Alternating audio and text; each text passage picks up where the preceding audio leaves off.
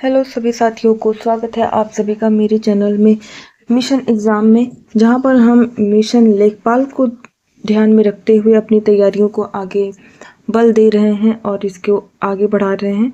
और यहां पर आप सभी लोग हमारा साथ दीजिए और हम और आप सभी लोग मिलकर के धीरे धीरे अपनी मंजिल की तरफ चलेंगे और मंजिल को पा लेंगे।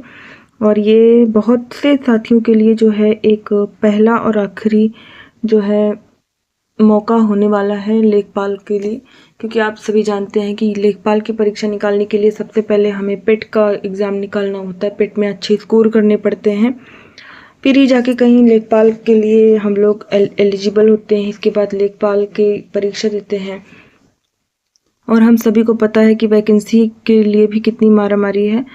तो वैकेंसी बहुत सालों के बाद आती है तो यूपी में, और इसी के मद्देनज़र रखते हुए और एनसीईआरटी को ही हर जगह पे पूछा जाता है, इसलिए ये सब कुछ देखते हुए हम और आप सभी लोग मिलकर सिर्फ यहाँ पर एनसीईआरटी की पैटर्न पे ही पढ़ाई करेंगे। सभी जीके में आपको कोई भी तकलीफ होने नहीं वाली है। आप सभी मेरे साथ बनाए रखिए और यहाँ पे हम लोग एनसीईआरटी को पूरा क्रैक करेंगे अप्रैल लास्ट होते होते, और मई से पूरा हम लोग नोट्स का रिवीजन करेंगे। ठीक है, तो बिल्कुल भी देर नहीं करेंगे, टाइम वेस्ट बिल्कुल करना नहीं है हमें, सीधे सीधे हम पॉइंट पे आते हैं। और चूँकि हम 52 जो है क्वेश्चन नंबर 52 तक हमने पढ़ाई कर ली थी और आज का हमारा लक्ष्य है कि हम इसे पूरा ख़त्म कर लें, क्योंकि इसमें 84 प्रैक्टिस दिए गए थे, मतलब 84 प्रश्न दिए गए थे।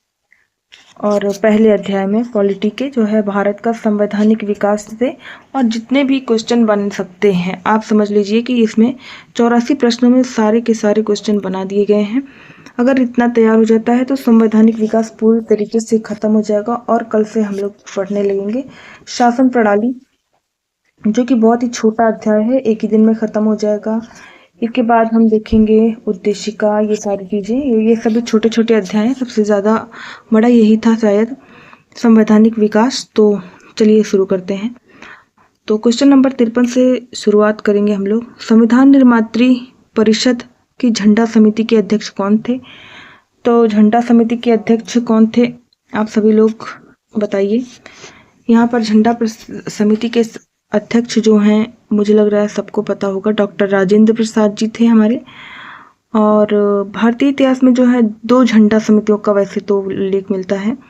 पहला जो था कि 2 अप्रैल जो 1931 को कांग्रेस के कराची अधिवेशन में गठित झंडा समिति, जिसके अध्यक्ष थे सरदार वल्लभ भाई पटेल थे। ठीक है, और उसमें और 6 सदस्य भी थे, मौलाना अबुल कलाम आज़ाद, तारा सिंह, जवाहरलाल नेहरू, डी.बी. केलकर, हरितकर एवं पट्टाभी सीतारामैया। और दूसरा एक तदर्थ झंडा समिति का गठन संविधान निर्मात्री सभा ने किया था, जो कि 23 जून 1947 को किया गया था, और उसके अध्यक्ष किन्हें बनाया गया था? हमारे डॉक्टर राजेंद्र प्रसाद जी को बनाया गया था। ठीक है, आइए चलते हैं आगे। इसका और भी थोड़ा सा विवरण दिया गया है यहाँ जो है राजेंद्र प्रसाद जी के अलावा भी अन्य सदस्य थे। वे सदस्य थे अबुल कलाम आज़ाद, सरोजिनी नायडू, सी राजगोपालाचारी, के.एम. मुंशी एवं डॉक्टर B.R. अम्बेडकर। संविधान निर्मात्री परिषद द्वारा गठित झंडा समिति का अध्यक्ष जो है कौन था? वो हमारे हो जाएंगे डॉक्टर राजेंद्र प्रसाद हो जाएंगे। ठीक है, तो यहाँ पे ये ख़त्म होता है। यहाँ पे आज थोड़ी सी मैं आपको बता दूं कि मेरी सी आवाज़ थोड़ी सी आपको डाउन मिलेगी, तो इसके लिए प्लीज़ थोड़ा सा मेरा उत्साहवर्धन करिएगा। आप सभी लोग थोड़े से देखिए ये क्लास को, क्योंकि मेरी आवाज़ थोड़ा सा, मेरी तबीयत डाउन है, इस वजह से मेरी आवाज़ थोड़ा सा आपको धीरे धीरे, मैं बहुत ज़्यादा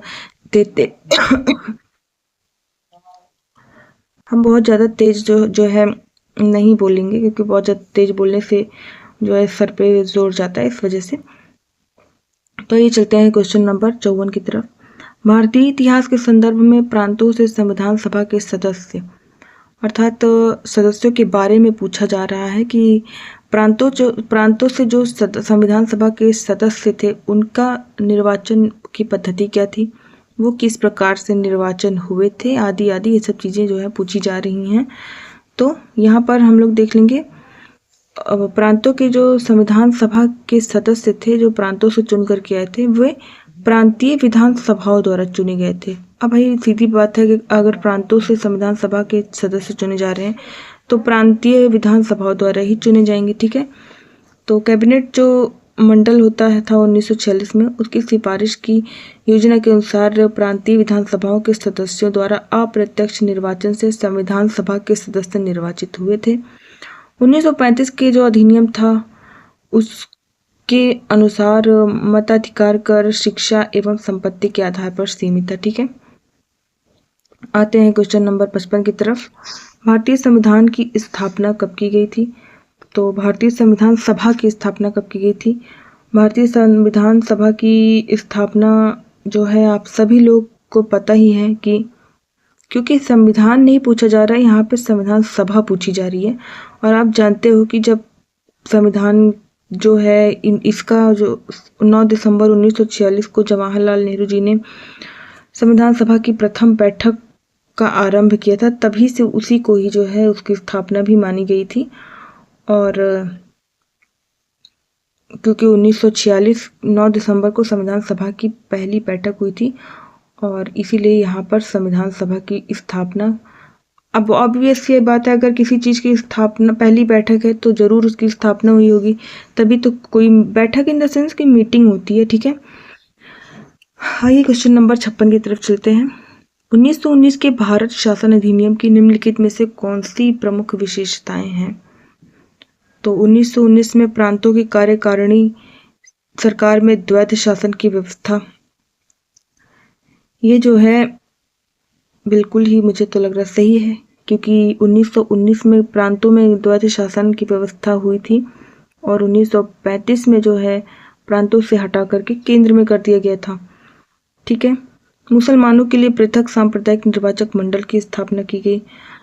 इसके लिए हुआ तो था, लेकिन ये 1919 के भारत शासन अधिनियम में नहीं हुआ था, ये शायद 1861 या ऐसे कोई था, अभी क्लियर याद नहीं आ रहा है। लेकिन ये मुसलमानों के लिए पृथक निर्वाचन सांप्रदायिक निर्वाचक मंडल की व्यवस्था हुई तो थी, लेकिन ये 1919 के भारत शासन अधिनियम में नहीं हुई थी, इसलिए ये गलत हो जाएगा। केंद्र द्वारा प्रांतों की विधायी शक्ति का हस्तांतरण, ये सही है। ये यही जो पहला है प्रांतों की जो है द्वैध शासन, यही तीसरे में भी कहा गया है, इसलिए यहाँ पर आंसर हो जाएगा सी, ठीक है। आते हैं प्रश्न संख्या 57 की तरफ। संविधान सभा के सदस्यों का चुनाव कैसे हुआ था? तो प्रांतीय सभाओं द्वारा हुआ था। ऑब्वियस सी बात है भाई, सभी अपने अपने जो है प्रांतों के प्रांतीय सभाओं द्वारा चुन करके आए थे। यहाँ पर संविधान सभा के सदस्यों का चुनाव पूछा जा रहा है, तो प्रांतों से चुन करके आए थे, जैसे कि अंबेडकर साहब जो थे वो मुंबई प्रांत से चुनकर आए थे, ऐसी जैसी ही चीज़ें। आते हैं क्वेश्चन नंबर 58 की तरफ। निम्नलिखित कथनों पर विचार कीजिए। आज थोड़ा हम जल्दी जल्दी बोल रहे हैं, तो आप सभी माइंड मत करिएगा, क्योंकि जो है मुझे जल्दी जल्दी इसलिए बोलना है ताकि जल्दी से क्लास ख़त्म हो जाए। और मेरी थोड़ी तबीयत भी सही है नहीं है, तो चलिए ज़्यादा बात नहीं करेंगे। 58 में देखेंगे निम्नलिखित कथनों पर विचार करिए। पहले इसमें देख लेते हैं कि पूछा क्या है। तो निम्नलिखित कथनों उपयुक्त कथनों में से कौन सा सही है, सही देखना है, हमें समय सही ढूंढना है, ठीक है। क्वेश्चन नंबर 58 में पहला कथन है कि भारत की संविधान सभा ने राष्ट्रीय ध्वज का प्रारूप 22 जुलाई 1947 को अपनाया था। तो ये तो गलत है भाई, तो ये तो सही हो जाता है। सॉरी, यहाँ पे मैंने शायद गलत बोल दिया था, बट ये तो सही है, क्योंकि यहाँ पे मैंने सही का टिक लगाया और मुंह से गलत निकल गया था। तो आप सभी को पता ही है, सभी को पता है कि राष्ट्रीय ध्वज का प्रारूप जो है 22 जुलाई 1947 को ही अपनाया गया था। और दूसरा क्वेश्चन कथन है ये कि राष्ट्रीय ध्वज के बीच चक्र में 21 तीलियां हैं, तो सभी को पता है यहाँ पे 21 नहीं 24 तीलियां होती हैं। तीसरा कथन है राष्ट्रीय ध्वज की चौड़ाई लंबाई का अनुपात 3:4 है, तो यहाँ पे ये 3:4 ना हो करके 2:3 है, ठीक है। इसलिए ये भी गलत हो जाएगा, ये भी गलत हो जाएगा और हमारा पहला कथन ही सही हो जाएगा। आइए प्रश्न उत्तर में देखते हैं। तो यहाँ पर उत्तर हो जाएगा बी, केवल एक सही है, ठीक। आते हैं प्रश्न संख्या 59 की तरफ। संविधान सभा के चुने हुए स्थायी अध्यक्ष कौन थे? तो सभी को पता है कि स्थायी अध्यक्ष कौन थे, डॉक्टर राजेंद्र प्रसाद जी थे। इसके पहले जो थे इन्हें जो है अस्थायी अध्यक्ष के रूप में वरिष्ठता के आधार पर किन्हें चुना गया था? सच्चिदानंद सिन्हा को चुना गया था। लेकिन 2 ही दिन बाद जो है 11 दिसंबर 1946 को जब संविधान सभा ने निर्विरोध रूप से जो है संविधान सभा के स्थायी अध्यक्ष को किसे चुना था? डॉक्टर राजेंद्र प्रसाद को चुना था। ठीक, आते हैं प्रश्न संख्या 60 पे। भारतीय संविधान के निर्माण के समय संवैधानिक सलाहकार कौन थे? तो सलाहकार कौन थे ये तो हम सभी को पता है, BN राव थे, क्योंकि ये संविधान का देखो विकास है तो इसमें जो है इजी क्वेश्चन ही लिए जाएंगे। इसके लिए आप सभी वो ना करिएगा, आगे चल के जो है शासन प्रणाली में भी जो क्वेश्चन जहाँ जहाँ बन सकते हैं वो सारे इसमें हैं। अब भाई जिनको आता है उनके लिए इजी है, जिनको नहीं आता उनके लिए हार्ड भी है। भारतीय संविधान को अपनाया गया था, तो भारतीय संविधान को किसके द्वारा अपनाया गया था? ऑब्वियस सी बात है, भारतीय संविधान को संवैधानिक सभा द्वारा अपनाया गया था। कब अपनाया गया था? 26 नवंबर 1949 को संविधान सभा द्वारा अपनाया गया था। कब अपनाया गया था? 26 नवंबर, और सॉरी इसमें लिखना नामुमकिन है जो है इतना बड़ा, लेकिन आप सुन लीजिए 26 नवंबर 1949 को भारतीय संविधान को 11वें अधिवेशन जो हुआ था उसमें अपनाया गया था। ठीक, आइए चलते हैं प्रश्न संख्या 62 पे। संविधान सभा में उद्देश्य प्रस्ताव निम्न में से किस एक के द्वारा प्रस्तुत किया गया था? संविधान सभा में उद्देश्य प्रस्ताव हम सभी को पता है किसके द्वारा प्रस्तुत किया गया था, तो वो हो जाएंगे हमारे पंडित जवाहरलाल नेहरू। प्रश्न संख्या 63 पे आते हैं। निम्नलिखित में से कौन संविधान सभा का संवैधानिक सलाहकार था? अभी इसके ऊपर ही गया है, BN राव थे, इसमें कोई भी कुछ नहीं करना विवरण वगैरह। प्रश्न संख्या 64 में आते हैं। भारत के संविधान का प्रारूप तैयार करने वाली संविधान सभा के सदस्यों को ब्रिटिश संसद द्वारा नामित किया गया, तो ये तो गलत है। गवर्नर जनरल द्वारा नामित किया गया, नहीं।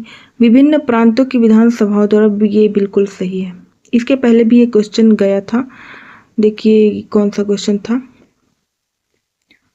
ये देखिए क्वेश्चन नंबर 54 में प्रांतों के संविधान सभा के सदस्यों को प्रांतीय विधानसभाओं द्वारा निर्वाचित हुए थे, और उसी का जो है विकृत रूप है, मतलब दूसरे तरीके से यहाँ पर पूछा गया है कि संविधान का प्रारूप तैयार करने वाली संविधान सभा के सदस्यों को विभिन्न प्रांतों की विधानसभाओं द्वारा चुना गया था। इसी तरीके से क्वेश्चंस को घुमा करके और दूसरे शब्दों का प्रयोग करके पूछते हैं, तो वो हर शब्द जिस तरीके से कोई भी एग्जामिनर पूछ सकता है, सारे शब्दों का एकदम हर एक चीज़ लेकर के आती है हमारी NCERT, इसलिए NCERT को पढ़ना बहुत ही ज़्यादा जरूरी है। आइए क्वेश्चन नंबर 65 की तरफ चलते हैं।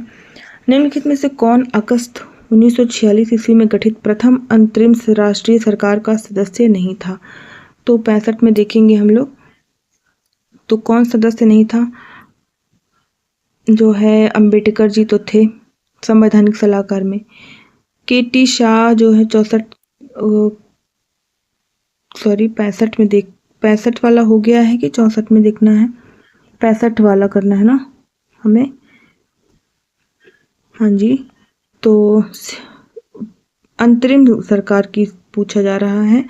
अंतरिम सरकार अर्थात संविधान वगैरह बन जाने के बाद जब पहली सरकार बनी थी तो उसी को अंतरिम सरकार कहा गया था। तो इसमें कौन जो है सदस्य नहीं था? तो यहाँ पर सी राजगोपालाचारी जो तो थे। सी राजगोपालाचारी कौन थे? तो सी राजगोपालाचारी पहले शिक्षा मंत्री थे, ये भी थे। डॉक्टर राजेंद्र प्रसाद तो अध्यक्ष ही थे भाई, ये तो थे ही। और जगजीवन राम जो थे वो थे श्रम मंत्री थे, जगजीवन राम। और डॉक्टर सर्वपल्ली राधाकृष्णन जी प्रथम अंतरिम जो सरकार था उसके सदस्य नहीं थे, और यही आंसर हो जाएगा, अर्थात ये 65 का आंसर हो जाएगा, डॉक्टर सर्वपल्ली राधाकृष्णन। आइए प्रश्न संख्या 66 की तरफ चलते हैं। तो संविधान सभा का संवैधानिक सलाहकार किसे नियुक्त किया गया? BN राव को। ठीक, ये गलत हो जाएगा, ये पहले ही मैंने टिक लगा दिया था, यहाँ पे BN राव हो जाएंगे। प्रश्न संख्या 67 पे आते हैं। डॉक्टर BR अम्बेडकर की अध्यक्षता में संविधान सभा की प्रारूप समिति में कितने सदस्य थे? तो प्रारूप समिति में सदस्यों की संख्या कितनी थी?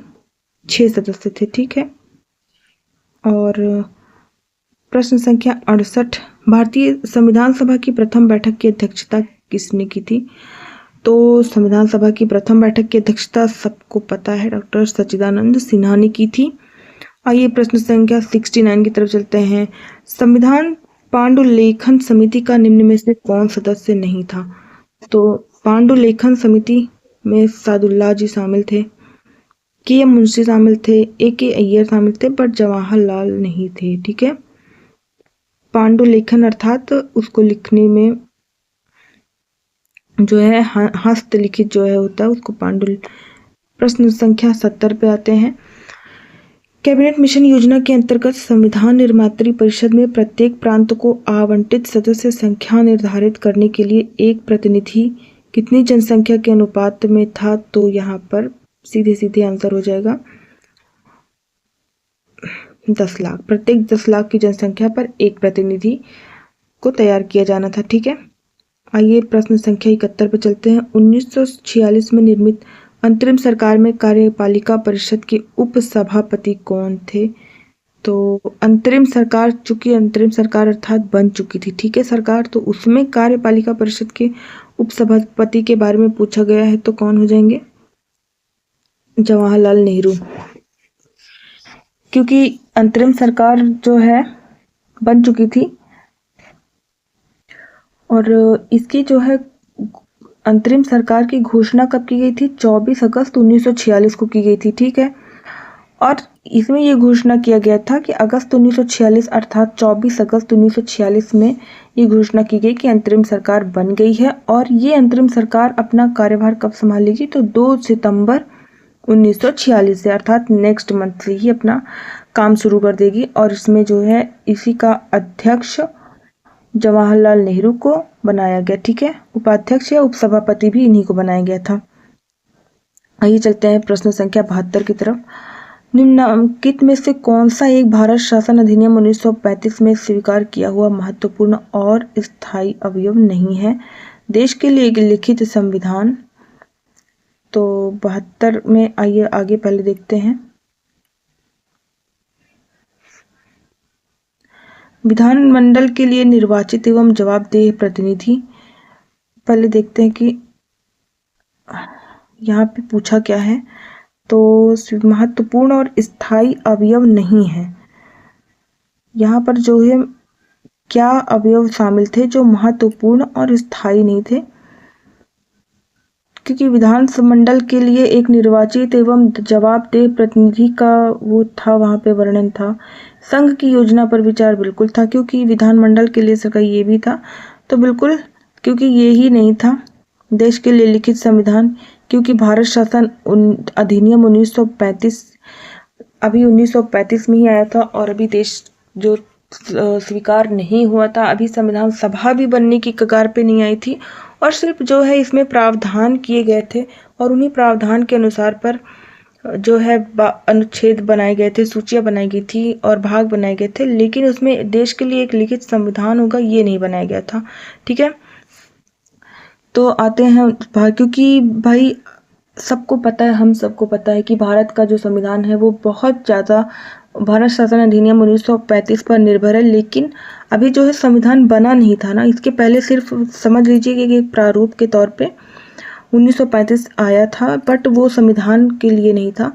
लेकिन जब संविधान बना तो हमने बहुत सारी चीज़ें वहीं से ली, वहीं से प्रेरित हुए, वहीं से आश्रित होकर के सब कुछ किया था। और चलते हैं, ज़्यादा इसमें वो नहीं करेंगे। अगर आप मेरी पिछली क्लासेस देखेंगे, फुल जो थियोरी क्लासेस हैं एम लक्ष्मीकांत के उससे हेडिंग से, तो आपको सारी चीज़ें एकदम क्लियर हो जाएंगी। इसलिए आपको पूरी चीज़ें देखने के लिए आपको क्लास देखनी पड़ेगी। तो यहाँ पर मैं ज़्यादा उसका वो नहीं करूँगी, विवरण नहीं देंगे। विवरण के लिए आपको लास्ट क्लासेस देखनी होंगी।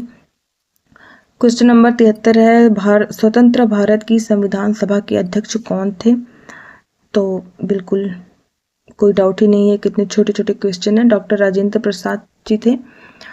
प्रश्न संख्या 74 में देखेंगे, निम्नलिखित में अधिनियमों में से किस अधिनियम के फलस्वरूप बर्मा भारत से अलग हुआ? बिल्कुल भाई, एक्ट 1935 के अधिनियम से बर्मा जो है भारत से अलग हो गया था। ठीक है, और बर्मा कब अलग हुआ था?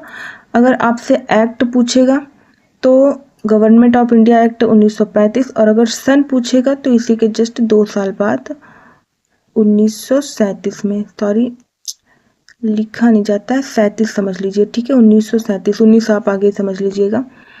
और प्रश्न संख्या 75 है, भारत को एक संविधान देने का प्रस्ताव संविधान सभा द्वारा पारित किया गया था कब? ठीक है, तो भारत को एक संविधान देने का प्रस्ताव 22 जनवरी 1947 को पारित किया गया था। 22 जनवरी 1947 को संविधान देने का प्रस्ताव पारित हुआ था। और उद्देश्य प्रस्ताव उसको बोल सकते हैं। इस प्रस्ताव पर जो है संविधान सभा ने कुल 7 दिनों तक विचार विमर्श किया था। लगभग 13 दिसंबर से 19 दिसंबर तक जो है 7 दिनों तक जो है इस पर विचार विमर्श किया था। आइए प्रश्न संख्या 76 पे, भारतीय संविधान कब लागू हुआ था? तो ये तो भाई बहुत ही इजी क्वेश्चन है, 26 जनवरी 1950 को। आइए इस प्रश्न संख्या 77 पे, भारतीय संविधान को संविधान सभा द्वारा अंगीकृत किया गया था। ये भी जान लीजिए कि 26 नवंबर 1949 को। हमारी पिछली क्लासेस आप जरूर देखिए, ये सारी चीज़ें लाइन टू लाइन, जो स्पेशली जो हमारे नोट्स से हमने बताया था आपको, ये सब चीज़ें लाइन टू लाइन है। और 78 प्रश्न संख्या 78 में पे आएंगे, भारतीय संविधान सभा की प्रारूप समिति के अध्यक्ष थे। तो फिर से एकदम डॉक्टर BR अम्बेडकर। ये सारे क्वेश्चन रिपीट हुए हैं तो सभी आपको याद हो गए होंगे, 3 दिनों से इसकी प्रैक्टिस चल रही है और इसलिए आज हम जल्दी जल्दी करें क्योंकि ये सारे प्रश्न जो है कई बार आ चुके हैं पिछले 2 दिनों में। 79 क्वेश्चन है, भारतीय संविधान सबका प्रथम प्रारूप तैयार किया था। तो ये भी सबको पता है, BN राव ने। और इस बात पर काफ़ी आजकल बवाल भी मचता है, लेकिन भाई देखो, जो पढ़ा लिखा इंसान है वो चीज़ें जानता है और वो फालतू की बहस नहीं करता है। तो बात सच्चाई यही है कि संविधान सभा का प्रथम प्रारूप किसने तैयार किया था? BN राव ने तैयार किया था। ठीक, इसको कोई देखो, एक जात संप्रदाय द्वारा मानी जाए या ना मानी जाए, बट जो बात है, जो फैक्ट है, वो फैक्ट ही रहेगी। प्रश्न संख्या 80 पे आते हैं, 1935 के अधिनियम द्वारा स्थापित संघ में अवशेष शक्तियां किसको दी गई थी?